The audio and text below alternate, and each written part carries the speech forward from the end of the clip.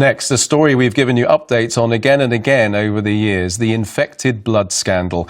In the 1970s and 80s, tens of thousands of patients were given blood products contaminated with the HIV and hepatitis C viruses, a fatal mistake that led to the deaths of around 2,400 people.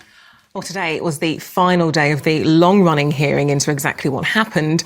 And our health correspondent Cathy Jones has spoken to the victims about the legacy of what's been called the biggest treatment disaster in NHS history. It has taken almost 4 years, nearly 400 witnesses, 5,000 statements and 750,000 pages of evidence to finally give a voice to the victims of the infected blood scandal. There's a great deal of survivor's guilt amongst the people that are still alive. Richard gave his evidence to the inquiry in 2019. As a young boy, he caught hepatitis and HIV from blood products he was given at a school for children with haemophilia. 74 of his schoolmates died. Some of the boys at the school, well built and loud, and they tended to be the first ones, looking back, the first ones to fall, to succumb, and it's tragic. It's truly tragic for something that could have been avoided. Those in power, when the risk of contaminated blood was first identified, have had to explain their actions, along with the politicians who could have probed the scale of the scandal far sooner. As these hearings conclude, what has already become clear is that successive governments failed to listen.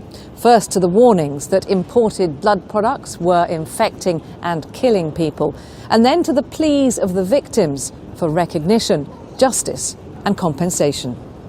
The inquiry chair has already prompted the government to make interim compensation payments to victims. Today he revealed he'll push ministers to go further still. I have written to the Paymaster General to inform him of my intention to make a further interim report about the framework for compensation. Campaigners hope it means relatives of those who died will also receive payments. Parents who lost children, children who lost parents have still not been compensated in all of this.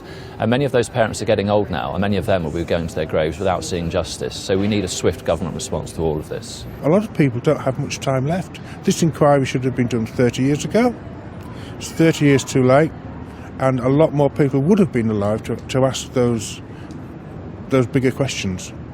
Even while this inquiry has been underway, at least 500 more people who received contaminated blood have died. The report on Britain's biggest ever treatment disaster will be published in the autumn. Cathy Jones, 5 News.